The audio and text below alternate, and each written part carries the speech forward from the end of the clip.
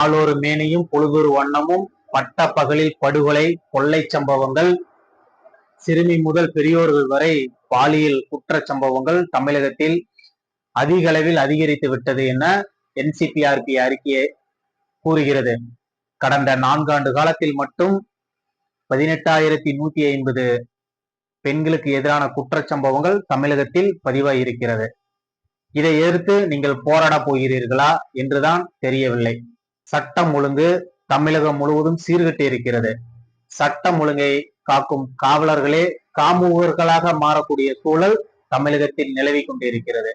உங்களது தலைமையின் கீழ் இருக்கும் சட்டம் ஒழுங்கு எந்த அளவிற்கு சீர்கட்டி இருக்கிறது என்று உங்களுக்கு அறியாமல் இருக்க முடியாது. காவல் நிலையத்தில் கடந்த 4 ஆண்டு காலத்தில் மட்டும் 20க்கும் மேற்பட்ட லாக்அப் டெத் மரணங்கள் நடந்திருக்கின்றன. இதையெல்லாம் நீங்கள் எதிர்த்து போராடாமல் எதையோ எதிர்த்து போராடுவேன் வென்று காட்டுவேன் என பிதற்றிக் கொண்டிருக்க வேண்டாம். முதல்வர் ஸ்டாலின் அவர்களே, நீங்கள் போராட வேண்டிய களம் தமிழகத்தில் இருக்கிறது. தமிழக மக்களுக்காக நீங்க போராட வேண்டும். உங்கள் ஆட்சிக்கு எதிராக நீங்களே தான் முதலில் போராட வேண்டும். ஆடுங்கள். இன்னும் 6 மாத காலம் மட்டுமே உங்களுக்கு இருக்கிறது.